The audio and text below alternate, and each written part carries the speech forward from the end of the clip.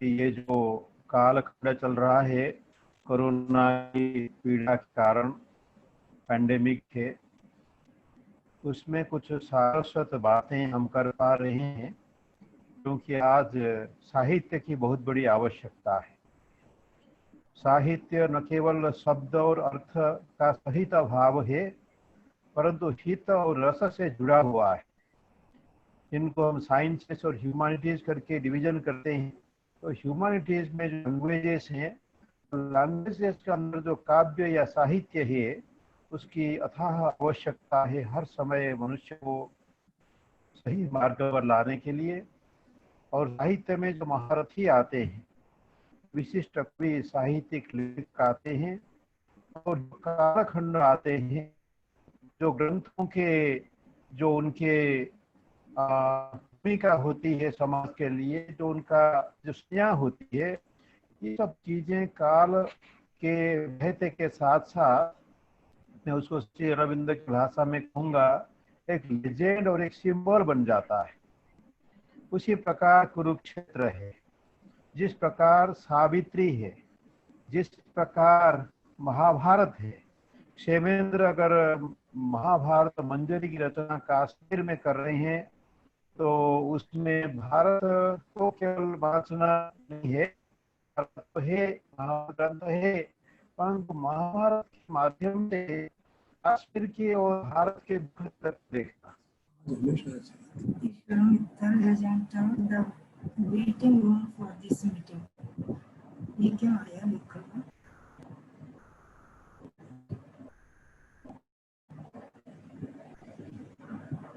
नदी आ गई मीटिंग में। सबको कट गई।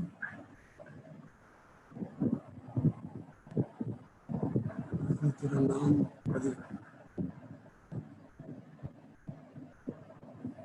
नहीं, मिश्रा जी की कटी है, डॉक्टर मिश्रा की कटी है, वॉइस अब आ गई। जो देखती है लेजेंड के वो लेजेंड बनता है भारत की बात होने के समय जो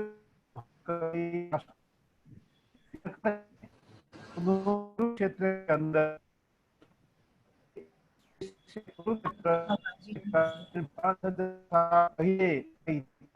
होकर के नहीं रहे। बैठी दिखने वाली Mishra, your internet connection is unstable. क्यों जोड़ दिया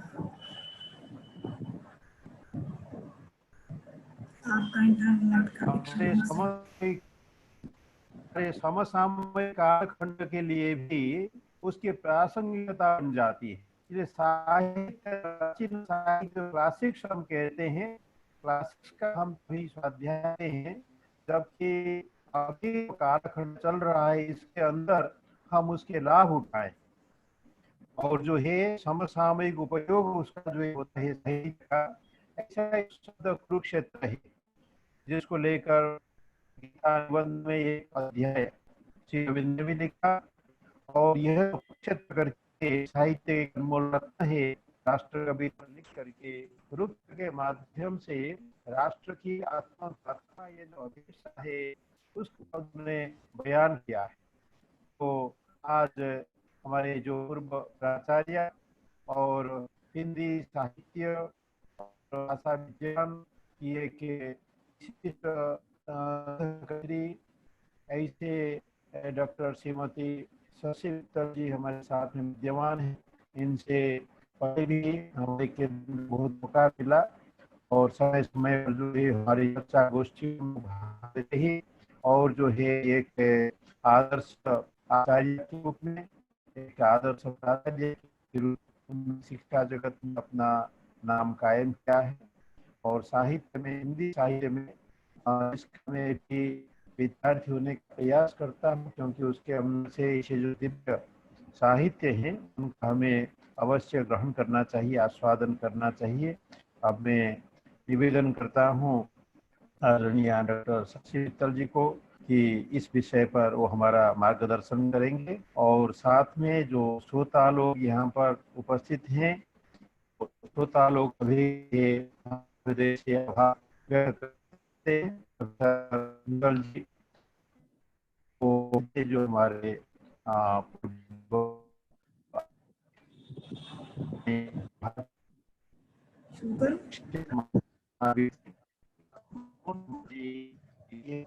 विद्वान जो उपस्थित हैं, श्री रमेश जी उपस्थित हैं, सभी का, और जो लोग जुड़ेंगे और जो YouTube के एंड में बैठ करके इसको सुन रहे हैं, देख रहे हैं, सभी का हृदय से हम आभार व्यक्त करते हैं। क्योंकि कोई चर्चा होती है, उस चर्चा का जीवन होता है स्वयं। श्रोता जब होते हैं, चर्चा हो जाती है, तब व्याख्यान सफल होता है। इन्हीं शब्दों के साथ में सबका स्वागत करते हुए, अभिनंदन करते हुए मैं मैडम से निवेदन करूंगा कि दिनकर की दृष्टि में जो कुरुक्षेत्र और उसका समसामयिक प्रसंग है, उस पर ज्ञान वर्धन करेंगे। एक दिशा निर्देश जिससे कुरुक्षेत्र के बारे में मिलेगा। बहुत बहुत धन्यवाद मैडम। इस गोष्ठी में सम्मिलित सभी बुद्धिजीवियों को मेरा नमस्कार। यह बड़े सौभाग्य की बात है, जैसा कि अभी डॉक्टर मिश्रा जी ने बताया था कि स्वर्गीय गुलजारी लाल नंदा जी, जिनकी स्मृति में ये व्याख्यान माला आयोजित की जा रही है, उनकी कर्म भूमि कहें या उनका मन कहें, वो कुरुक्षेत्र में बसा हुआ था। कुरुक्षेत्र के जीर्णोद्धार के लिए उन्होंने बहुत कार्य किए। आज डॉक्टर सुरेंद्र मोहन शर्मा जी मिश्र जी ने उन्हीं से प्रेरित होकर शायद राष्ट्र कवि रामधारी सिंह दिनकर के कुरुक्षेत्र काव्य की समसामयिकता का विषय यहाँ पर चुना है, क्योंकि कुरुक्षेत्र से हमारे भारत रत्न गुलजारी लाल नंदा जी का संपर्क रहा है। उन्होंने बहुत प्रेरणा यहाँ से ली है। उन्हीं के फलस्वरूप इस कुरुक्षेत्र जो दिनकर जी का एक काव्य है, वो यहाँ पर उसी की समसामयिकता को हम यहाँ पर करेंगे, सोचेंगे। सबसे पहले तो बता दूं, वैसे तो आप सभी ने पढ़ा होगा इस काव्य को, कि कुरुक्षेत्र दिनकर की एक प्रबंध काव्य है। यह काव्य है और काव्य भी प्रबंध है।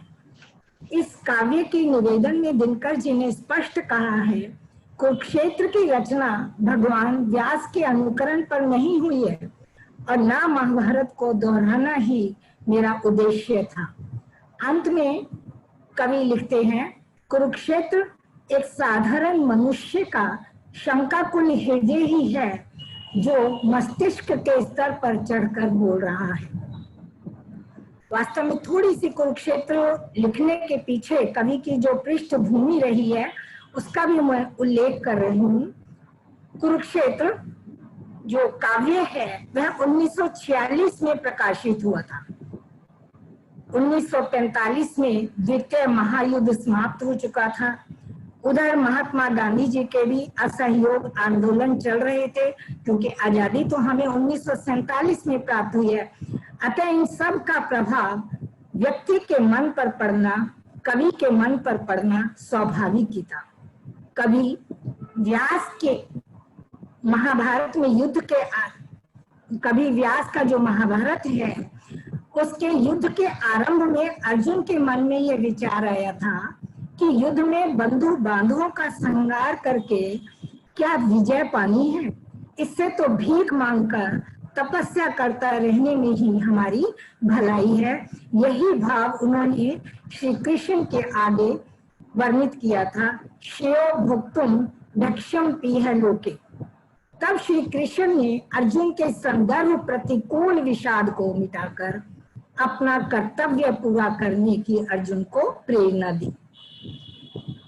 अंतर यह है कि कुरुक्षेत्र काल में युद्ध समाप्त होने के बाद युधिष्ठिर के मन में विषाद उत्पन्न होता है, जिसे भीष्म धर्म रहस्य का उपदेश देकर दूर करते हैं।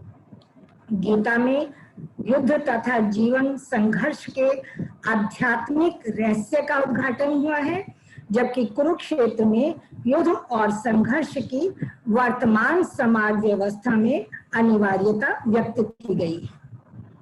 कवि ने इस ग्रंथ के निवेदन में यह स्वयं स्वीकारा है कि आत्मा का संग्राम आत्मा से और देह का संग्राम देह से ही जीता जाता है। कुरुक्षेत्र की कथा मतलब युद्ध के बाद की है। जब युद्ध समाप्त हो जाता है उसके बाद जो युधिष्ठिर के मन में विषाद की भावना होती है उसको इसमें उल्लेखित किया है। इसमें युद्ध विजयी युधिष्ठिर का मन विजय के उल्लास में उल्लसित नहीं होता, वरन उसका हृदय अपने बंधुजनों की हत्या के बाद, अब यहाँ पर युधिष्ठिर ने हत्या कहा है, युधिष्ठिर मतलब कवि ने, क्योंकि वो कहता है कि कईयों को हमने गलत तरीके से भी मारा, सिर्फ मारने के उद्देश्य से ही मारा है। तो पश्चाताप की अग्नि से इसलिए युधिष्ठिर अत्यधिक उत्तप्त है और कहता है, किंतु इस उल्लास जड़ समुदाय में एक ऐसा भी पुरुष है जो विकल, बोलता कुछ भी नहीं पर रो रहा, मग्न चिंता लीन अपने आप में। युधिष्ठिर के विषय में कवि ने कहा है उसका हृदय दुख दर्द से इतना भर गया कि वे उच्छ्वास खींचकर सिर्फ इतना ही कहते हैं, पाठ में जाता पितामह पास हूं। और पितामह से पूछते हैं, हाय पितामह, हाय यानी बड़े दुख के साथ, हार किसकी हुई है ये, कौन देखता है शब्दहा बंधु बांधवों का, उत्तरा का करुण विलाप सुनता है कौन। अब यहाँ पे उत्तरा से मतलब जितनी भी नव विवाहितियां थी, स्त्रियां थी, उन सब के करुण क्रंदन से है। और अपनी आत्मज्ञानी प्रकट करते हुए युधिष्ठिर कहते हैं, जानता कहीं जो प्रणाम महाभारत का, तनबल छोड़ में मनोबल से लड़ता। और कहीं दुर्योधन का वज्र हृदय मेरी आह से न जलता, तो भाइयों के संग कहीं भीख मांग मरता। अंत में इस महाविनाश को देखकर वो इतना विक्षिप्त हो उठता है और ये कहने लगता है उसका मन कि मन चाहता अकेला कहीं भाग जाऊं वन में। अर्थात प्लान की सोच उसके मन में उत्पन्न हो जाती है। यह सुनकर के युधिष्ठिर की इस व्यथा को जान करके भीष्म उसे समझाते हैं और कहते हैं कि न्याय की स्थापना के लिए युद्ध करना हमारा कर्तव्य है। छीनता हो सत्व कोई और तू त्याग तप से काम ले, यह पाप है।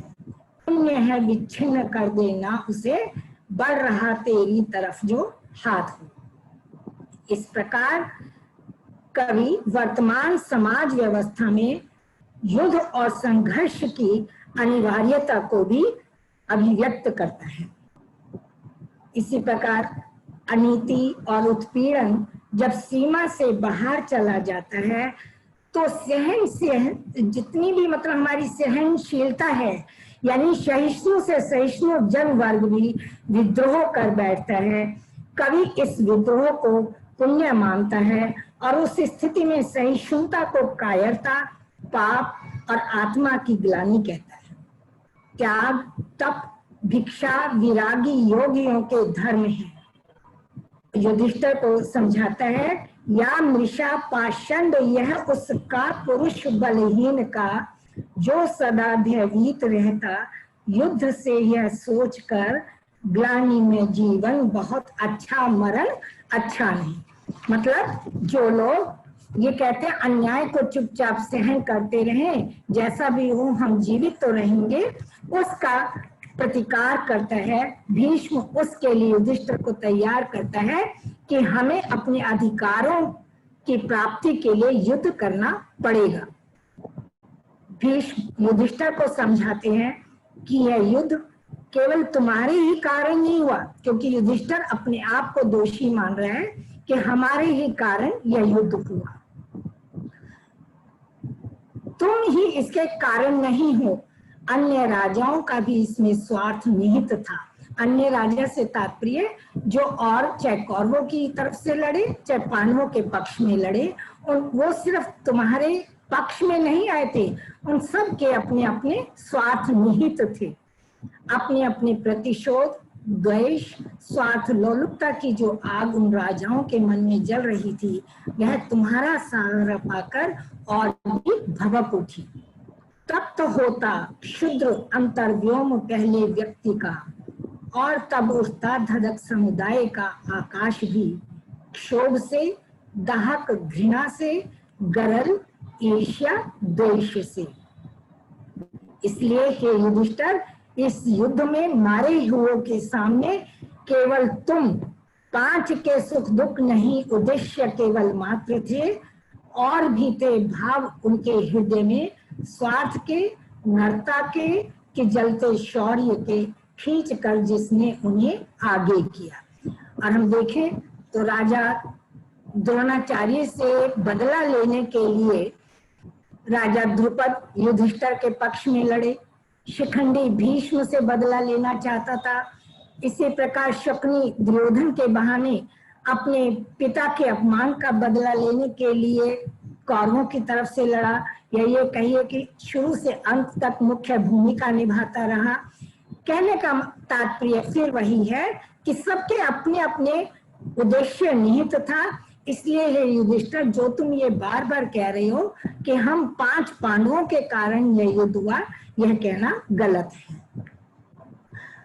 इसलिए युधिष्ठिर को समझाते वो कहते हैं, क्योंकि जो काव्य के आरंभ में ही युधिष्ठिर के लिए कवि ने जल्पना शब्द का प्रयोग किया है, तो इसलिए युधिष्ठिर को कहते हैं, है मीशा तेरे हृदय की जल्पना। यानी ये जो तो अपने आत्मग्लानि अनुभव कर रहा है, मीशा अर्थात व्यर्थ है। फिर भीष्म श्री कृष्ण के उस कथन की याद दिलाते हैं कि सत्य ही भगवान ने उस दिन कहा, मुख्य है कर्ता हृदय की भावना, मुख्य है यह भाव जीवन युद्ध में, भिन्न हम कितना रहे निज कर्म से। एक प्रकार से यहाँ यह भी संदेश दे रहे हैं कि युद्ध हो या कोई भी संघर्ष हो, यह परमार्थ के लिए हमें लड़ना ही पड़ेगा। परमार्थ के लिए हमें कर्म करना चाहिए, और वह कर्म निष्काम भाव से हम करें, उसमें हमारा स्वयं का हित ना हो, क्योंकि अन्याय जुल्म एक सीमा तक ही सहन होते हैं, फिर तो एक दिन उसका विस्फोट होना निश्चित ही है, अब चाहे उस विस्फोट का कारक कोई भी बने। युधिष्ठिर को कहते हैं, भीष्म तू नहीं लड़ता, न लड़ता आग ही है, फूटती निश्चय किसी भी ब्याज से, और तो कहता है कि मैं दुर्योधन को मनोबल से, तपोबल से मना लेता, आत्मबल से मना लेता, तो इसके लिए कहते हैं क्षमा, दया, तप, त्याग, मनोबल सबका लिया सहारा, पर नर व्याघ्र सुयोधन तुमसे कहो कहाँ कब हारा।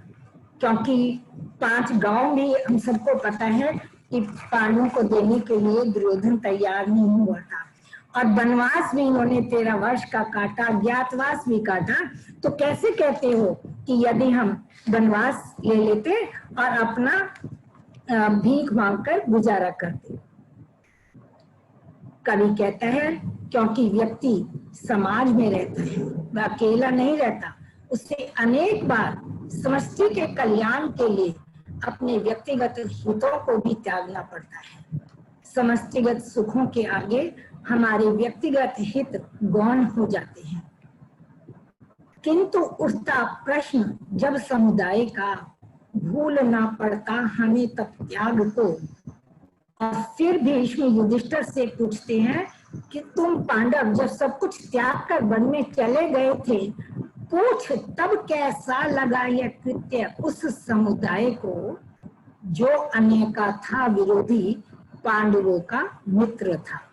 अर्थात कहने का भाव ये कि युधिष्ठिर को बता रहे हैं कि केवल तुम अपने ही लिए नहीं लड़े हो, समुदाय के हित के लिए भी अपनी जनता के हित के लिए भी लड़े हो, वो भी तुमसे उम्मीद लगाए हुए थे। इसलिए तप त्याग जैसी योगियों की शक्ति से संसार में हारता लेकिन नहीं समुदाय है। और हे युधिष्ठिर, फिर तो जिस शांति की बात करता है वो शांति कोई यूं ही नहीं आती। शांति बीन तब तक बजती है नहीं सुनिश्चित सुर में, स्वर की शुद्ध प्रतिध्वनि जब तक उठे नहीं उर में। इसलिए शांति की बीज कोई बाह्य उपकरण नहीं कि शांति की बीन बज जाएगी। जो भार बन, कवि कहता है शांति की बीन कोई बाह्य उपकरण नहीं, जो भार बन आवे ऊपर से, आत्मा की यह ज्योति फूटती सदा विमल अंतर से। जब हमारा हृदय बिल्कुल निर्मल हो जाता है, हमारा अंतरतम साफ हो जाता है, तभी हमारी आत्मा में शांति बसती है, तभी हम शांति को चाहते हैं। अब कवि बुद्धि और भावना के बीच जो संघर्ष हो रहा था उसकी ओर भी संकेत करता है और क्रियात्मकता की भर्त्सना करता है, निंदा करता है, जिसके कारण भीष्म समय पर अपना कर्तव्य निर्णय न कर सके और अनीति का विरोध करने में असमर्थ रहे। भीष्म अपने को धिक्कारते हुए कहते हैं, उस दिन मतलब जिस दिन द्रौपदी का चीरहरण भरी सभा में हुआ था, उस दिन की स्मृति से छाती अब भी जलने लगती है, भीतर कहीं कोई छुरी हृत पर चलने लगती है। जो जन अर्थात भीष्म कभी किसी का अनुचित दर्प अहंकार सहन नहीं कर सकता था, वही द्रौपदी के अपमान के बाद आजीवन इस संसार में कैसे जिया प्रज्वलित अंगारे सा मैं आजीवन जग में। इसीलिए बुद्धि और भावना पर विचार करते हुए युधिष्ठिर से कहते हैं, सदा नहीं मान अपमान के बुद्धि उचित सुधि लेती, करती बहुत विचार अग्नि की शिखा बुझा है देती। यहाँ अग्नि की शिखा से कवि का तात्पर्य पौरुषत्व की आग जो हम लोगों में धधकती है, उस आग को शांत कर देती है। हे युधिष्ठिर, उसने ही दी बुझा तुम्हारे पौरुष की चिंगारी, और बांध उसी ने मुझे दुविधा से बना दिया कायर था। जब तक तब तक तो निकल चुका अवसर था, अर्थात जब तक वो कुछ सोचते तब तक तो अपमान हो चुका था। भीष्म ने हृदय की अवहेलना करके अपने को बुद्धि के शासन में डाल दिया था, और जब कुरुक्षेत्र के मैदान में अर्थात युद्ध भूमि में फटा बुद्धि भ्रम, हटा कर्म का मिथ्या जाल नयन से, प्रेम अधीर पुकार उठा मेरे शरीर से मन से, और कहने लगा कि लो अपना सर्वस्व पार्थ, यह मुझको मार गिराओ। अब है विरह असह्य, मुझे तुम स्नेह धाम पहुंचाओ। और इस प्रकार पश्चातापवश कहता है, प्रकटी होती मधुर स्नेह की मुझ पर कहीं अमरता, अर्थात यदि मैंने बुद्धि का सहारा न लेकर प्रेम से सोचा होता, शात देश को कुरुक्षेत्र का दिन न देखना पड़ता। इसलिए हे धर्मराज अपने कोमल भावों की कर अवहेलना, लगता है मैंने भी जग को रण की ओर धकेला। अर्थात अपने आप को भीष्म पितामह युधिष्ठिर के समक्ष दोषी मानने लगते हैं। इसी प्रकार कवि का मत है कि बुद्धि और भावना की इस खींचतान में भीष्म को भावना का साथ देना चाहिए था और निसंकोच पांडवों का पक्ष लेकर कौरवों के विरुद्ध लड़ना चाहिए था। अतः आज इसी हृदय तत्व की अवहेलना के कारण हम सुख से नहीं रह पा रहे हैं। हमारे भीतर से सुख चैन चला गया है, अशांति और दुख से हम ग्रसित हो चुके हैं। बुद्धि के वात्या चक्र से घिरा स्वार्थपरता एवं वासना में लिप्त मनुष्य अपना आहार आप ही बनता जा रहा है। नर मनाता नित्य नूतन बुद्धि का त्योहार, नर मनाता नित्य नूतन बुद्धि का त्योहार, प्राण में करते दुखी हो देवता चित्कार। इस स्थिति से उबरने के लिए उसने अपने भावना पक्ष को अधिक सबल बनाना होगा और मानव प्रेम का, मानव प्रीति का निर्झर बहाना होगा। दिव्य भावों के जगत में जागरण का गान, मानवों का श्रेय, आत्मा का किरण अभियान। उसे मानव के बीच स्थित इस भेदभाव की दीवार को तोड़ना होगा। मानव हृदय को स्निग्ध, सौम्य और पुनीत बनाना होगा। स्नेह सिंचित न्याय पर एक नए विश्व का निर्माण करना होगा। श्रेय होगा मनुज का समता विधायक ज्ञान, स्नेह सिंचित न्याय पर नव विश्व का निर्माण। तभी हम विश्व को मंगलमयी बना सकते हैं और विश्व को मंगलमयी बनाने के लिए कवि कर्म और चिंतन के बीच समन्वय स्थापित करने पर बल देते हुए कहते हैं, केवल ज्ञानमयी निवृत्ति से द्विधा न मिट सकती है, जगत छोड़ देने से। और देखा जाए हमारे भारत रत्न गुलजारी लाल नंदा जी में भी था, जैसा कि उनकी जीवनी हम हिम्मत सिंह सिन्हा जी से और वक्ताओं से उनके विषय में जानते रहते हैं। प्रत्यक्ष प्रमाण नाम मैंने इसलिए लिया क्योंकि प्रत्यक्ष जो उनके साथ रहे हैं उनके मुंह से, उनके मुख से ये बात हम सुनते हैं। अब इतना ही नहीं, दिनकर जी कर्मवादिता की ओर भी संकेत करते हैं। वो कहते हैं, कुरुक्षेत्र के भीष्म युधिष्ठिर को वैराग्य भावना त्याग कर जीवन क्षेत्र में कर्म की ओर प्रवेश करने की, कर्तव्य पथ पर चलने की प्रेरणा देते हैं। जना कीर्ण जग से व्याकुल हो, निकल भागता वन में, धर्मराज है घोर पराजय, नर की जीवन रण। अर्थात जो चुनौतियों का सामना न करके उनसे भागने की ओर दौड़ता है वो गलत है, हमें नहीं भागना चाहिए। फिर कवि बताता है ये कर्म कैसा हो, जिस कर्म करने की ओर कर्मवादिता का संदेश देता है, जिस कर्म करने की ओर कवि हमें प्रेरित करता है, तो इसमें कवि बताता है कि यह कर्म कैसा हो। कर्म तो करो और उसके कालुष्य से कलंकित ना हो, यह कवि का महत्वपूर्ण संदेश। मिट्टी की ओर बढ़ो पर मिट्टी की कालिमा स्पर्श ना करे, मिट्टी का यह भार संभालो, बन कर्मठ सन्यासी, क्योंकि धर्मराज जो कुछ है वह है मिट्टी में जीवन। मतलब कितनी जमीन पर उतर करके कवि ने ये बातें कही हैं। अतः हे युधिष्ठिर, भोगो तुम इस भांति मृत्यु को, दाग नहीं लग पाए, मिट्टी में तुम नहीं वही तुम में विलीन हो जाए। अतः तुम शासन करो, मिट्टी को भोगो, लेकिन अपनी सतह पर रहकर, उसके अहंकार में डूब के नहीं।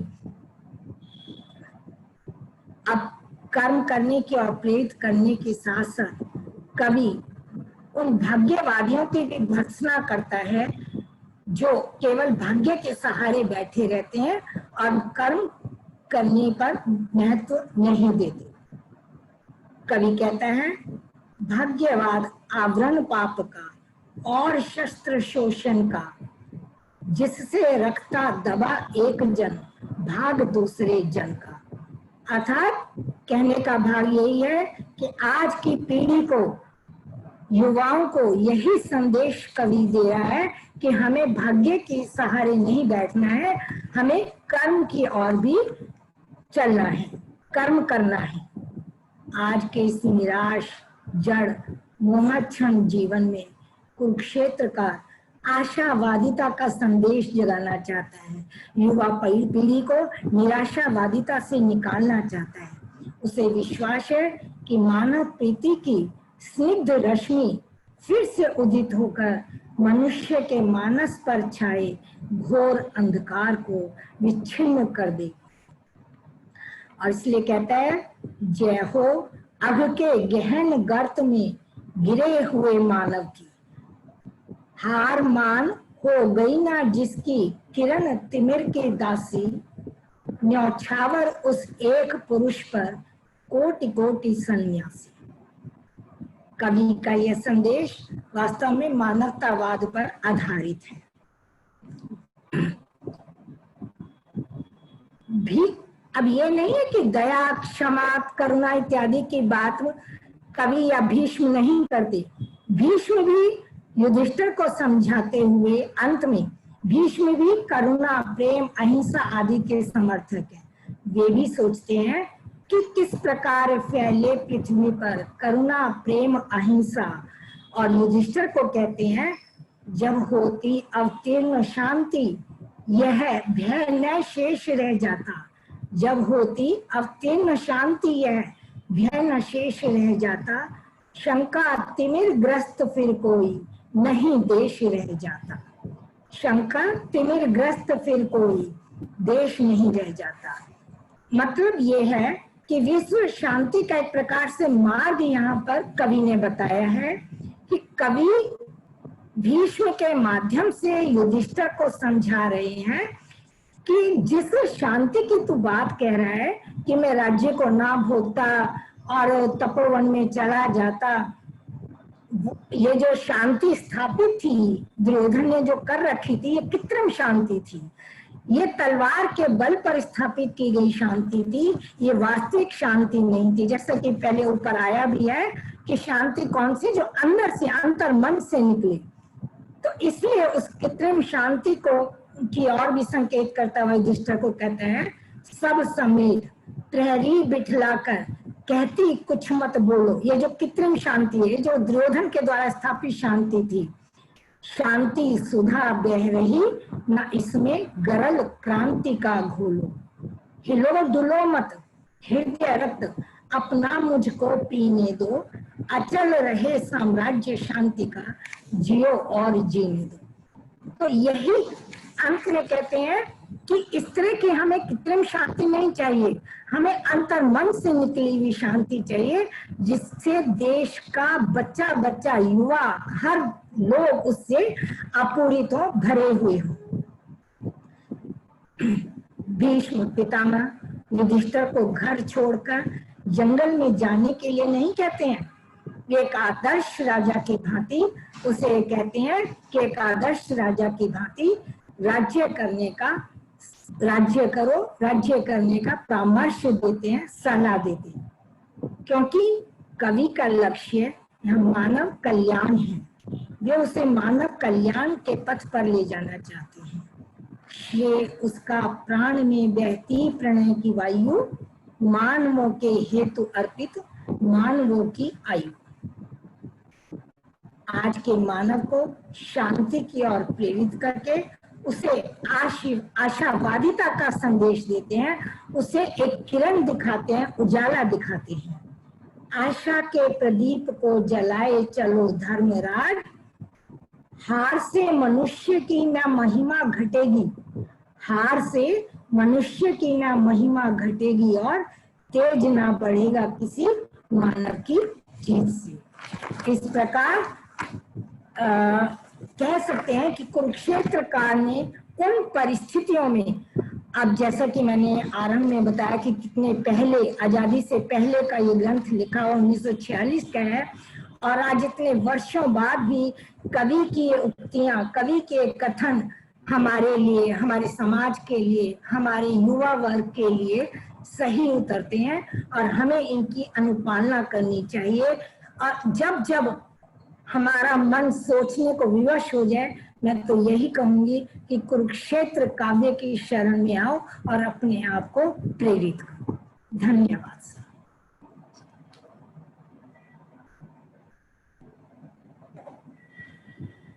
ठीक।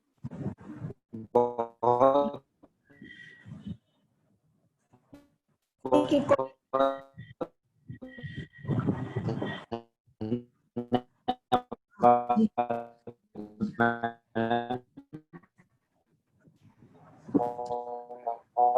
जो राष्ट्रकवि राष्ट्रकवि दिनकर जी की जो प्रेरणादायक आपने काव्य से पूरा जो भारत है, पूरा देश है अपना, वो पुकारता है।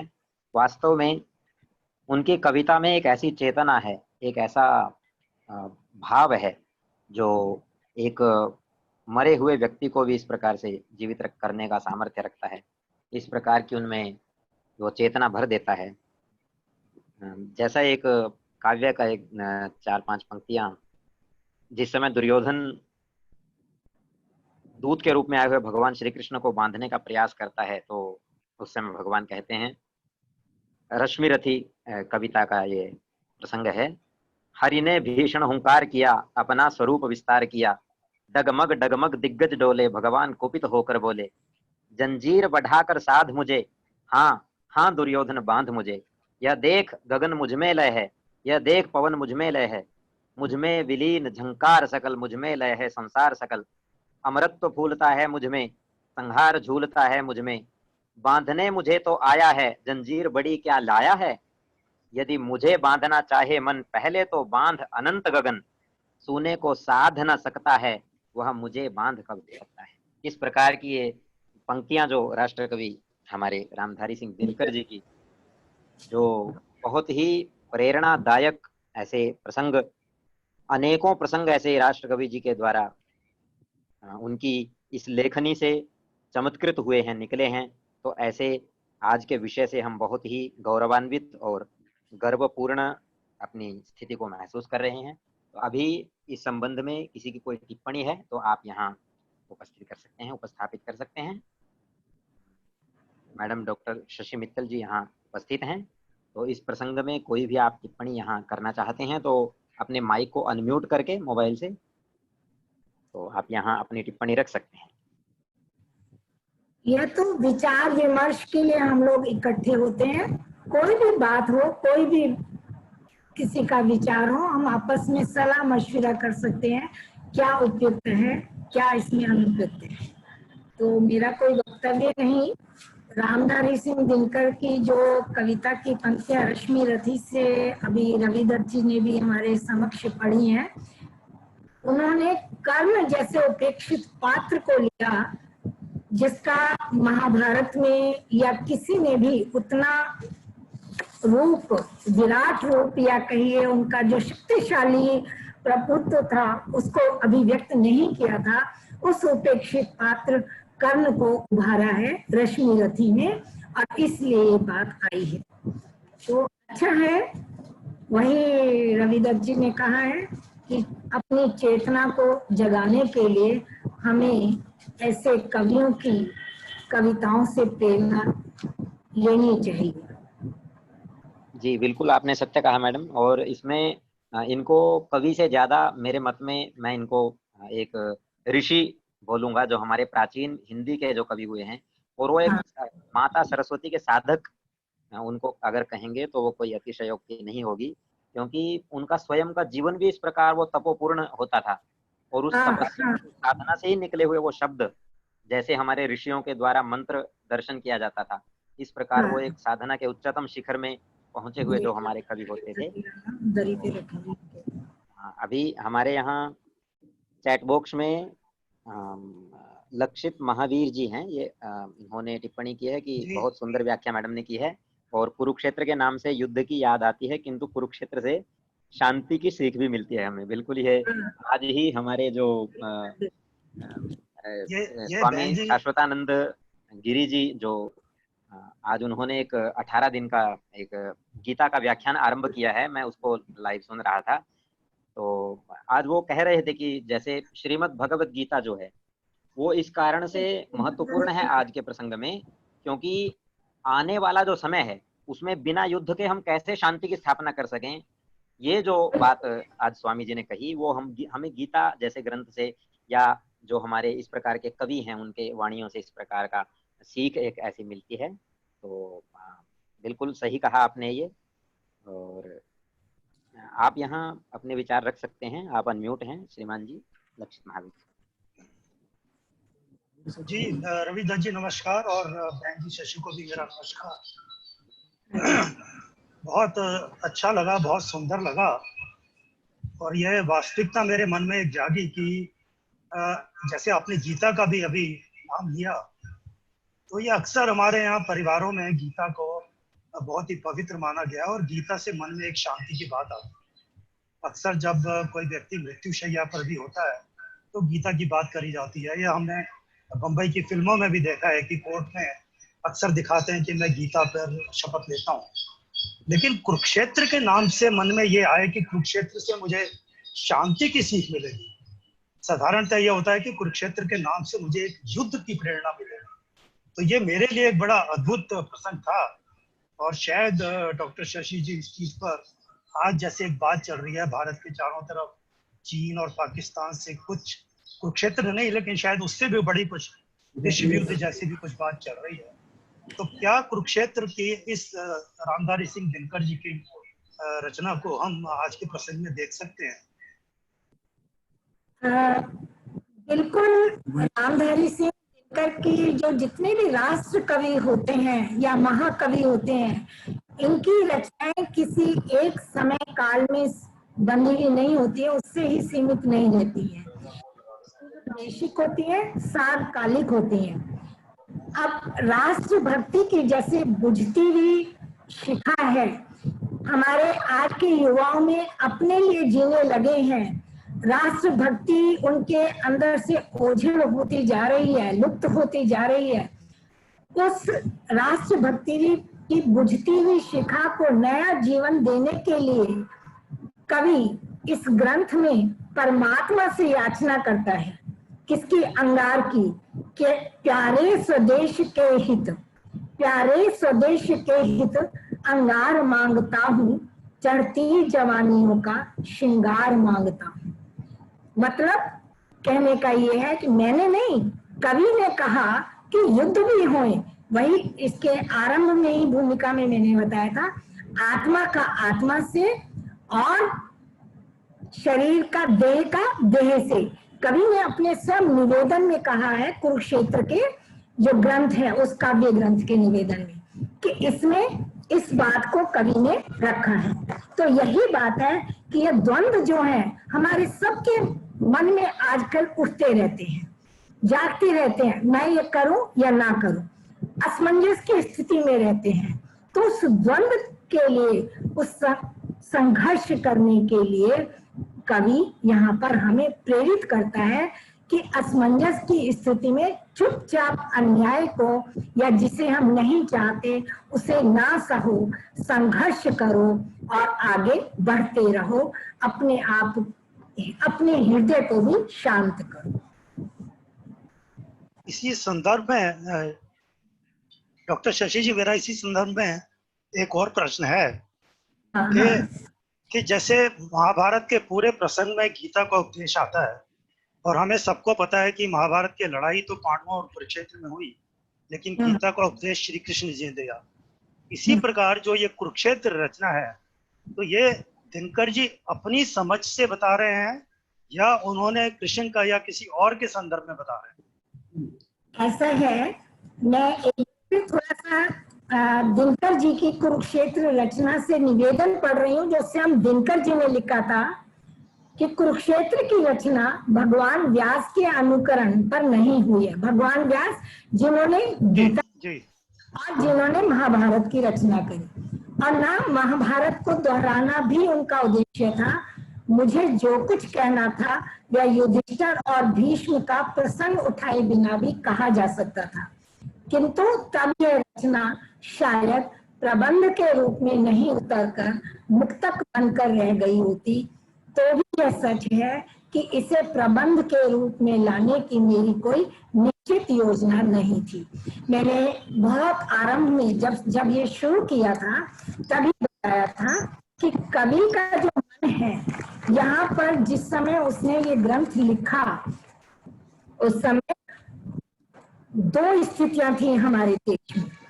एक तरफ तो 1946 में द्वितीय महायुद्ध जी जो था वो नहीं 1946 में सॉरी कुरुक्षेत्र लिखा गया था और 1945 में द्वितीय महायुद्ध समाप्त हुआ था।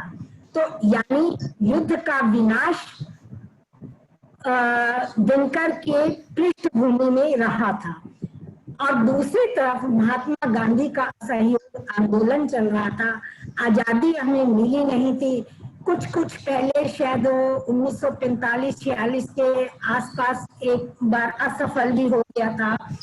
तो इन सब को दिनकर जी ने प्रभावित किया था और इन सब को जब कवि के मन पर इन सब का प्रभाव पड़ा तो उनके मन में कुछ प्रश्न उठे जिन्हें भीष्म और युधिष्ठिर के माध्यम से लेखक ने अभिव्यक्त किया है। यहाँ कुरुक्षेत्र नाम उसने सिर्फ रख दिया कि हमारे सबके मनों में निरंतर एक कुरुक्षेत्र चलता रहता है। अपने जो हमारे विचार हैं उनमें एक युद्ध चलता रहता है, उनमें द्वंद्व चलता रहता है। इसलिए उन समस्याओं के समाधान के लिए उन्होंने यह ग्रंथ लिखा, लेकिन पृष्ठभूमि में वही कुरुक्षेत्र रखा, यानी जो युद्ध हमारे भीतर चल रहा है कि हम युद्ध करें या ना करें, हम चुपचाप अन्याय को सहन कर लें, हम शांति का मार्ग अपना लें। जैसा कि यहाँ पर युधिष्ठिर के मन में भी आया कि मैं युद्ध ना करता और सब कुछ छोड़ छाड़ के वन में चला जाता। अरे एक और थोड़ा सा इसमें बता दूं, वास्तव में दिनकर जी ने अशोक की चिंता नामक कविता लिखी थी। तो कलिंग की विजय अशोक की चिंता जयशंकर के साथ थी। तो कलिंग की विजय में जब अशोक कलिंग पर विजय प्राप्त कर लेते हैं तो लाशों के असंख्य ढेर देखते हैं, तो उनके मन में एक विरक्ति की भावना उत्पन्न हो जाती है कि क्या यह सब पाने के लिए मैंने ये युद्ध किए, इससे मेरे मन को शांति कहाँ मिली, मुझे क्या मिला। तो यही व्यक्ति की भावना, यही विषाद युधिष्ठिर के मन में, युधिष्ठिर के माध्यम से कहूंगी कि कवि ने यहाँ पर हम सारे सबके समक्ष रखा है कि युद्ध होगा तो विनाश भी होगा, लेकिन इसलिए युद्ध को कब करें इस पर हमें विचार करना है। जहां तक हो सके युद्ध से बचे, लेकिन जब ये सब हमारे लिए यानी शांति के उपाय हमारे लिए, जो आपने चीन की बात कही और भारत की बात कही या पाकिस्तान की बात कही या यूएसए की बात कही, कि जब हमारे लिए आवश्यक हो जाए तो हमें युद्ध करना चाहिए। वही हालात एक प्रकार से आज उपस्थित हो रहे हैं जिनका समाधान हमें इस कुरुक्षेत्र नामक काव्य के माध्यम से मिलता है।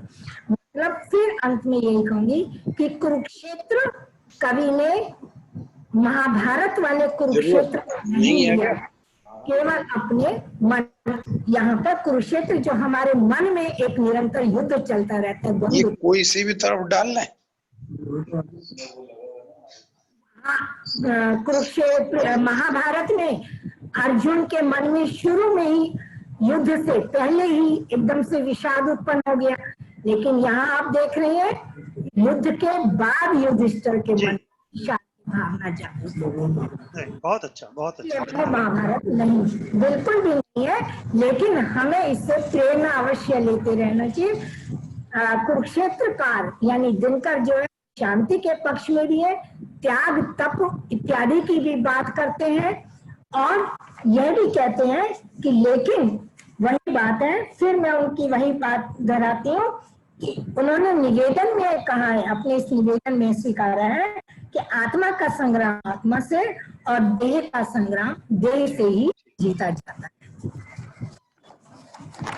बहुत बढ़िया, धन्यवाद मैडम। ये जो अपना कुरुक्षेत्र में दिनकर जी कहने लग रहे हैं कि एक तो ये बात उन्होंने कही है, जो आपने पद्य कहीं पढ़ाई होगा, आप तो पढ़ते पढ़ाते रहे, सटता कहीं भी एक तृण जो शरीर से तो उठता तभी फणींद्र फुफकार है। उसमें बाद में चल करके ये कह देता है कि वाणिज्य के हाथ की कृपाण ही अशुद्ध है, क्षमता क्षमा की शूर वीरों का श्रृंगार है। अब इससे क्या ध्वनित होता है, क्योंकि हम आजकल तो देख रहे हैं और उसमें रक्षा में, पुलिस में वणिक जन भी हैं, हथियार भी उठाते हैं, बंदूक भी उठाते हैं। उन्होंने ये क्यों कहा कि वाणिज्य के हाथ की कृपाण ही अशुद्ध है? कुछ चिंतन ऐसा कोई वो नहीं भाई, चिंतन में क्या बात आती हो, मैं इसलिए पूछ रहा हूँ। नहीं, ऐसा नहीं है, मैं समझ रही हूँ, सामान्य प्रश्न है और सामान्य रूप से ही मैं भी उत्तर दे रही हूँ।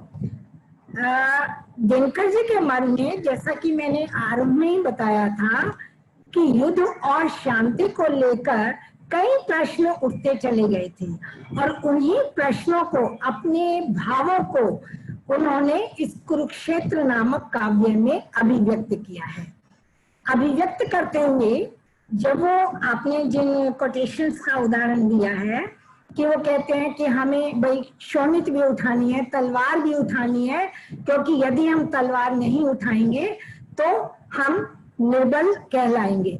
तो बात वही है कि जहां अगर दुर्योधन जैसा पापी, नीच, अहंकारी व्यक्ति हमारी बात ना माने, हमें न्याय ना दे, हमें तलवार के बल पर शांत करने की कोशिश करे, तो हमारी भुजाओं में यदि शक्ति है, क्योंकि युधिष्ठिर ने ये कहा था कि मैं ये सब युद्ध ना करता और मैं कहीं वन में चला जाता, तो युधिष्ठिर को कहते हैं कि सोच, जो प्रजा, जो समाज तुझमें क्योंकि शक्ति है, तुम पांडवों से न्याय की अपेक्षा कर रहा था, तो वो कैसे, किसके सहारा लेते, किससे न्याय मांगते? वो तो तुम्हारे ही सहारे थे, इसलिए तुम्हारा युद्ध करना आवश्यक था। और बाद में फिर, अभी मैंने बाद में बताया भी था कि भीष्म युधिष्ठिर को कहते हैं कि नहीं, भागो नहीं, तुम छोड़ो नहीं, त्यागवादी नहीं बनो, तुम राज्य को भोगो, लेकिन उसमें संलिप्त मत हो, अपने स्वार्थ। अब यहाँ पर हम थोड़ा सा फिर रामायण को ले आते हैं कि राजा कैसा होना चाहिए, जो प्रजा के कल्याण के लिए है। कई बार हमें प्रजा के कल्याण के लिए अपने व्यक्तिगत हितों को भी त्यागना पड़ता है, छोड़ना पड़ता है।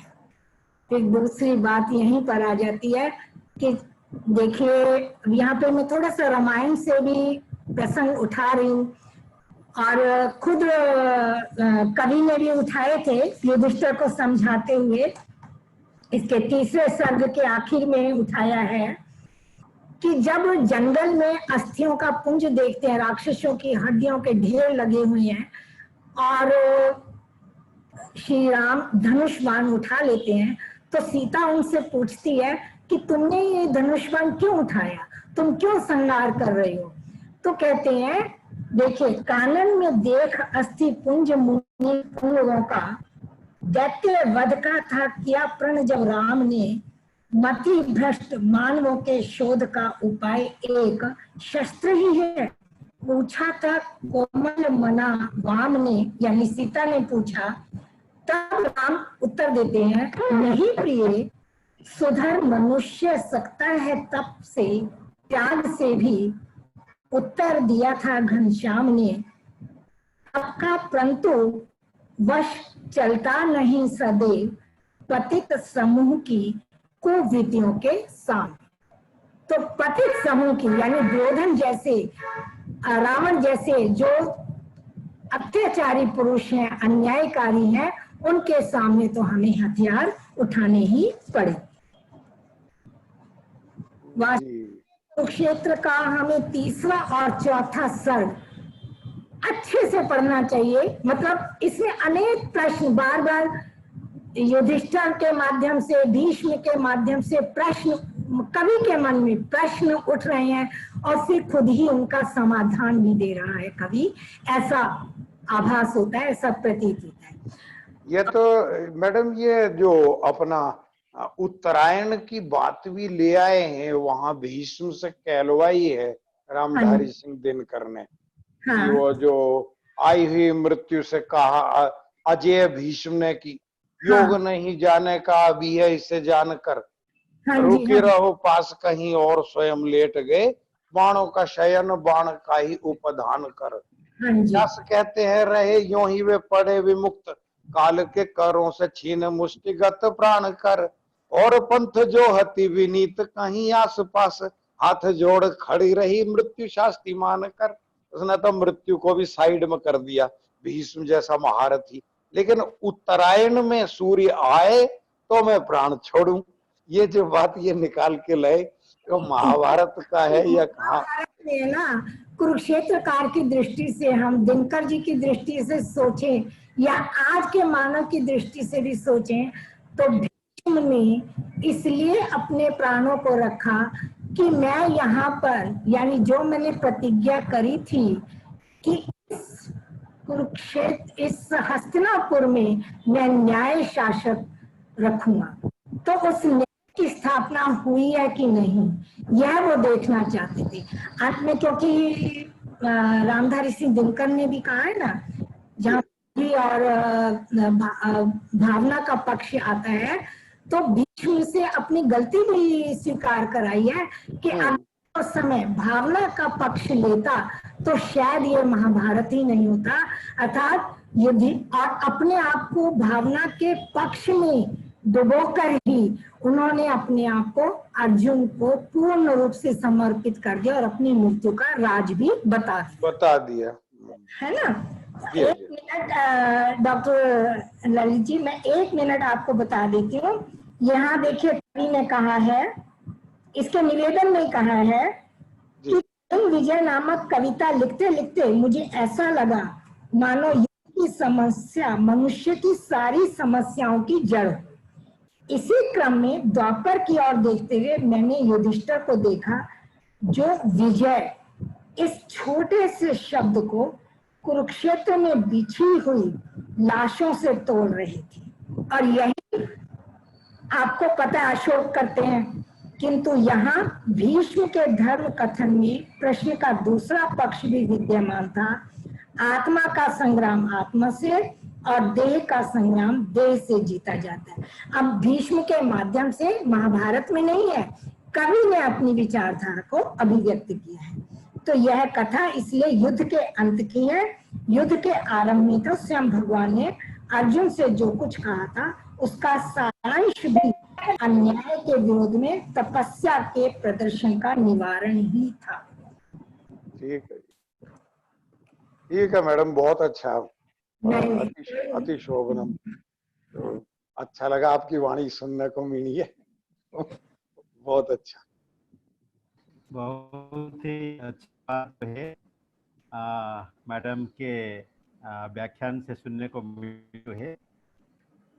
अभी बहुत ही अच्छा प्रश्न महावीर जी ने भी किया और गौड़ साहब ने भी किया। दरअसल वहाँ जो वाणिज्य है वह यानी वैश्य वृत्ति एक वृत्ति होती है जो स्वभावतः जिसके अंदर क्षत्रियपना नहीं आ गया है, क्योंकि अगर वैदिक समय को जाएं स्वभावतः जिसके अंदर जो गुण कर्म है वो उसी से नामित हो जाता है।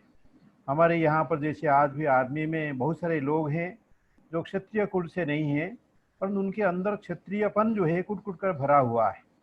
और वाणिज्य माने होता है कि अपने स्वार्थ के लिए राष्ट्र को बेच देना, और स्वार्थ शब्द का भी चार्ट में भी उल्लेख किया था महावीर जी ने, क्योंकि वो क्षत्रिय का खून जिसके अंदर हो कोई युद्ध जीत सकता है।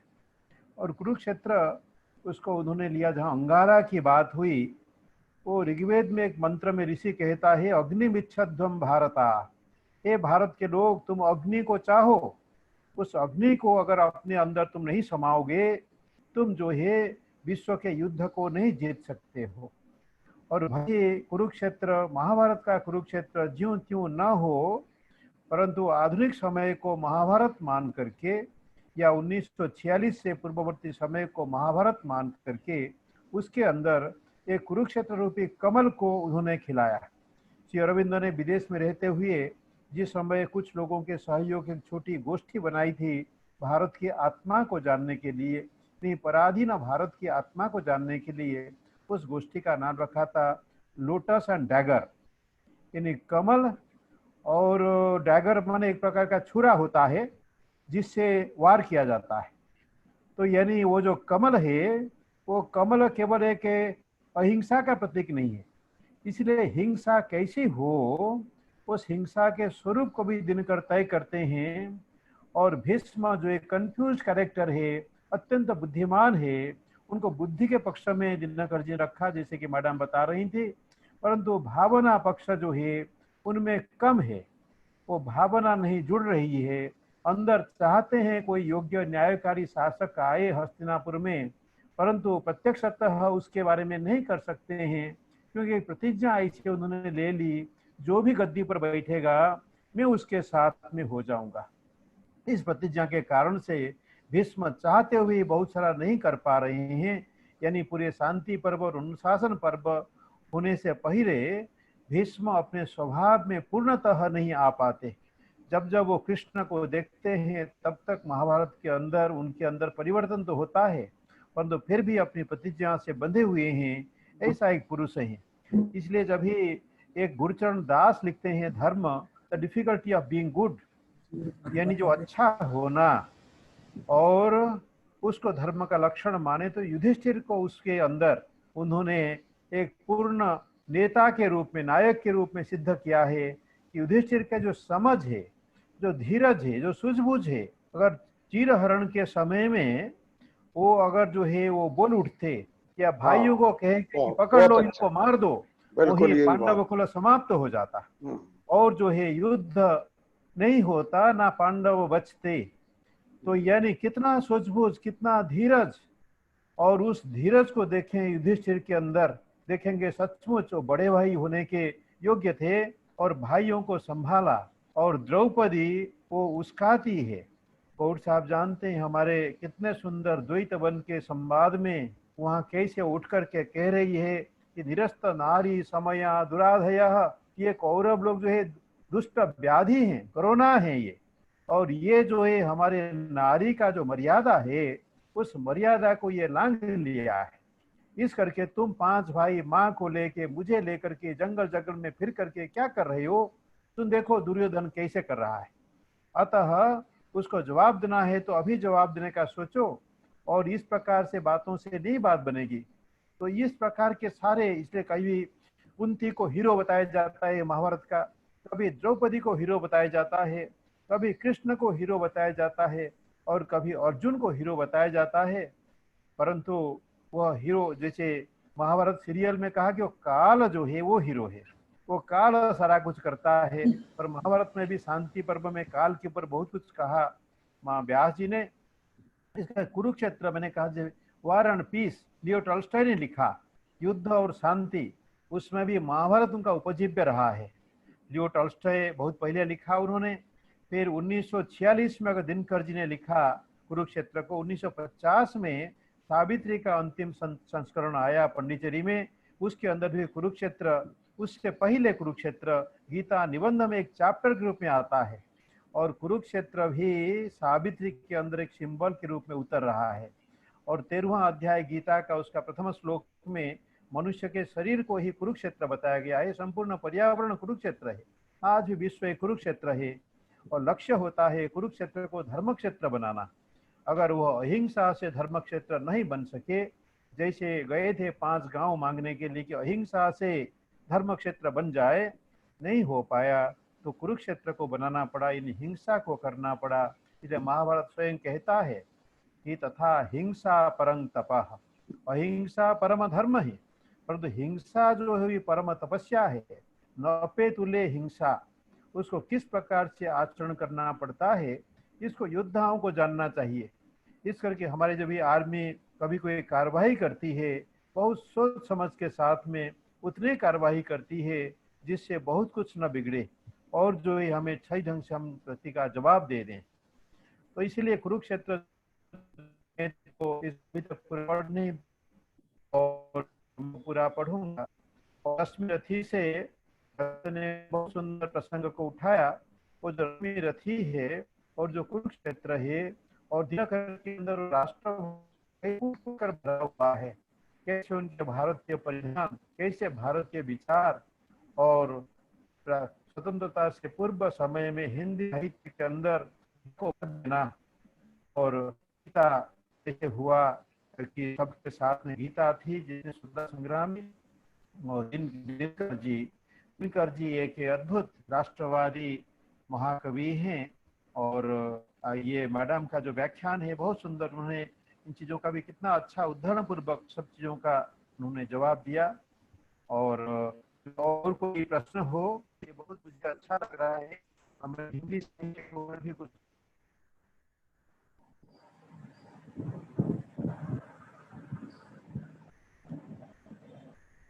ये बहुत अच्छा है, व्याख्यान बड़ा अच्छा रहा, मैडम के प्रश्न के उत्तर भी बहुत बढ़िया। ये पता नहीं इसके ऊपर स्क्रीन के ऊपर ये आ रहा था जब मैं कि भाई गौर जी का जो प्रश्न है पता नहीं वो कुछ स्वार्थ से भरा है ऐसा। अब मेरा किसी स्वार्थ से तो कोई तात्पर्य नहीं है। नहीं नहीं नहीं तो, नहीं गुरु क्षमा चाहूंगा, इसमें कुछ लिखा आ रहा था। नहीं आपका प्रश्न नहीं स्वार्थ से भरा, आप सुन लीजिए। मैंने ये बोला, जब आपने कहा ना कि वाणिज्यिक को शस्त्र उठाने के लिए मना करा गया है, टोका गया है, तो मैं कह रहा हूँ कि अगर शस्त्र को किसी स्वार्थ भाव से उठाया जाए तब वो गलत है। अगर मैं राष्ट्र हित के लिए उठा रहा हूँ, राष्ट्र हित के लिए उठाना, मानव हित के लिए उठा रहा हूँ, वो ठीक है। लेकिन जैसे आजकल हो रहा है भाई, कांग्रेस पार्टी में हो रहा है या भारत में अलग हो रहा है या चीन हमारे ऊपर कर रहा है, तो अगर वो अपने स्वार्थ से शस्त्र उठा रहा है तो वो गलत है। ये मेरी वो उठा रहा है, क्षमा करें। हाँ चलिए मैंने ये वो समझा नहीं। मैंने कहा भाई ये मेरा तो ये है कि क्योंकि मैंने भी पढ़ा है साहित्य, हिंदी को कुरुक्षेत्र भी पढ़ा है, तो जानकारी मुझे थोड़ी इसकी है। और फिर संस्कृत में और हिंदी में कोई अंतर तो है नहीं, वो छाया ही है जिसे हम हिंदी के माध्यम से पढ़ाते हैं। चाहे वो औपनिषदिक है, चाहे वेद के मंत्रों को लेकर के है ना। सुमन जी भी बहुत, उन्होंने जितने उनके लेख मैंने पढ़े, देव हितम जदायु को लेकर के वो लिख रहे, बहुत सुंदर, बड़ा अनुपम साहित्य है, पढ़ना चाहिए विद्यार्थियों को। और बहुत अच्छी बात है। बस मेरा तात्पर्य हम सबका तो एक ही स्वार्थ है कि यहाँ बहन जी से थोड़ा सा ज्ञान मिल जाए, थोड़ा सा उनका व्याख्यान सुन लें और थोड़ी बहुत व्याख्या हमें भी पता चल जाए। हाँ जी, बहुत अच्छा किया है उन्होंने, बहुत अच्छा प्रवचन किया और प्रश्न के उत्तर भी बड़े माकूल है, बड़ी उत्तम चर्चा हो गई है जी। बहुत सुंदर है जी।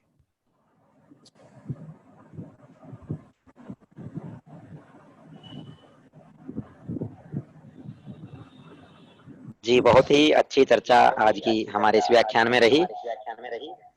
और मैडम ने बहुत ही सुंदर तरीके से अपने जो यहाँ प्रश्न उपस्थापित किए गए हैं उनका भी समाधान बड़े अच्छे। और एक बात है, मैं एक टिप्पणी छोटी करनी चाहूंगा जी, क्योंकि मैडम ने बहुत ही सुंदर नंदा जी के जीवन के बारे में कुछ प्रकाश डाला था।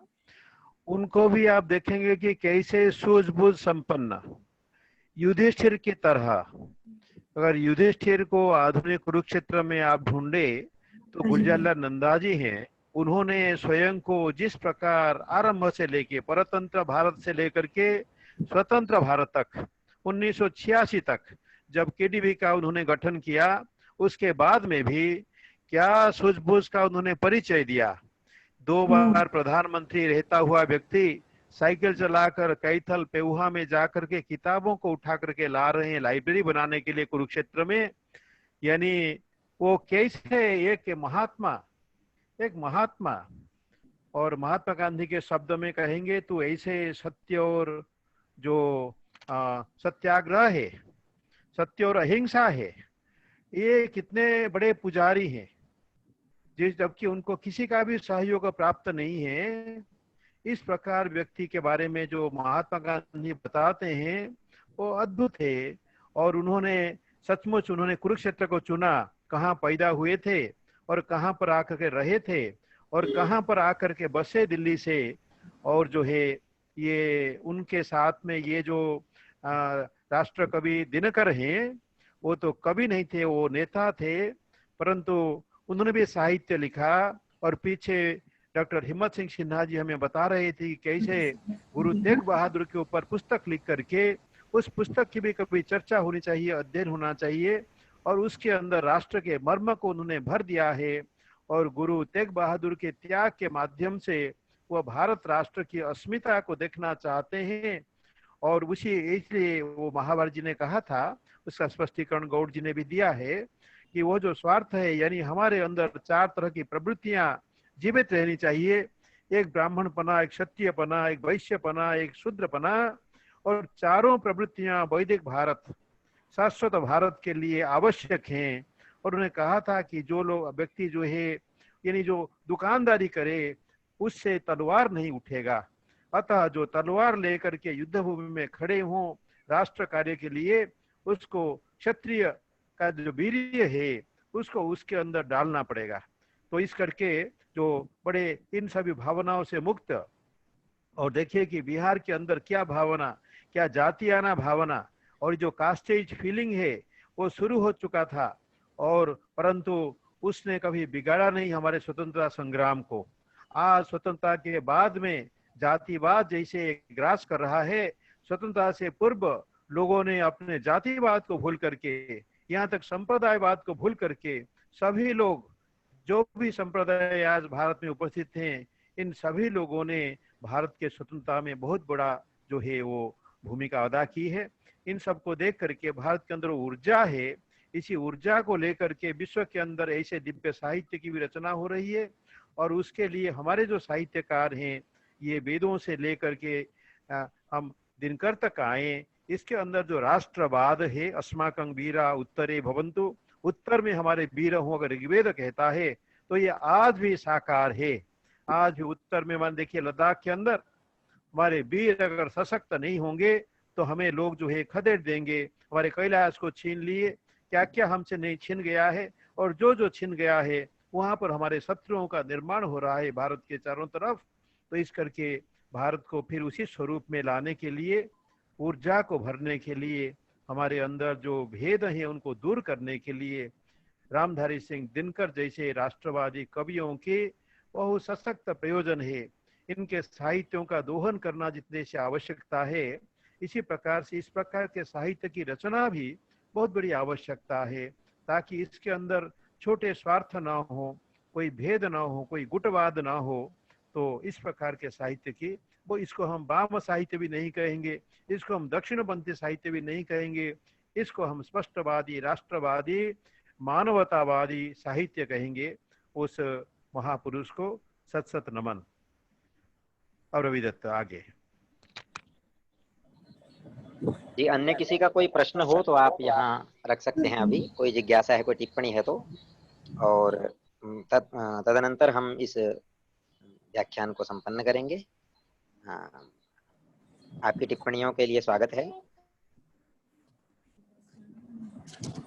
मुझे ना कागज आप लाए, मतलब बाद में लाए, बड़ी अच्छी। और जैसा आरंभ में श्रीमान लक्षित जी ने जो प्रसंग यहाँ रखा था कुरुक्षेत्र के विषय में, तो उसमें ही एक मनुस्मृति का भी प्रसंग आता है। इस एतत् देश प्रसूतस्य सकाशादग्रजन्मनः स्वं स्वं चरित्रं शिक्षेरन् पृथिव्यां सर्वमानवाः। तो कुरुक्षेत्र की जो आदर्श परंपरा है, उससे तो पूरे विश्व को एक प्रेरणा लेने की बात जो महाराज भगवान मनु ने मनुस्मृति में की है। तो ऐसा हम कुरुक्षेत्र से प्रेरणा लेने का, और कुरुक्षेत्र के ही इस प्रसंग के द्वारा जो महाभारत से भी पूर्व की जो हमारी यहाँ ऋषि परंपरा और ब्रह्मा की उत्तर वेदी ब्रह्मावर्त जो ऐसा स्थान बोला जाता है, तो ऐसी हमारी जो ये परंपराएं रही हैं। और अभी इन्हीं सब बातों के साथ हम मैडम डॉक्टर शशि मित्तल जी का हार्दिक धन्यवाद करते हैं, धन्यवाद ज्ञापित करते हैं। और हमारे साथ जो इस चर्चा में प्रतिभागी जो स्वरूप विद्वान जन, सुधी जन उपस्थित रहे, उन सभी का भी हम हार्दिक धन्यवाद करते हैं। इसमें प्रोफेसर ललित कुमार गौड़ जी, अरुण कुमार जी, और रमेश कुमार सुखीजा जी, लक्षित महावीर जी, प्रोफेसर मनमोहन शर्मा जी, राजीव गुप्ता अग्रहारी जी, सीमा सिंह जी, डॉक्टर स्मृति अशोक जी, संदीप द्विवेदी जी और डॉक्टर अनीता जैन जी, और भी यूट्यूब पे जो अन्य हमारे श्रोत्र स्वरूप विद्वत जन समुपस्थित रहे, उन सभी का भी हम बहुत धन्यवाद करते हैं। और अभी इसी के साथ हम कल्याण मंत्र के साथ इस व्याख्यान को यहीं संपन्न करने की अनुमति मैं चाहूंगा हमारे गुरुजनों से। ओम जी। ओम पूर्णमदः पूर्णमिदं पूर्णात् पूर्णमुदच्यते पूर्णस्य पूर्णमादाय पूर्णमेवावशिष्यते।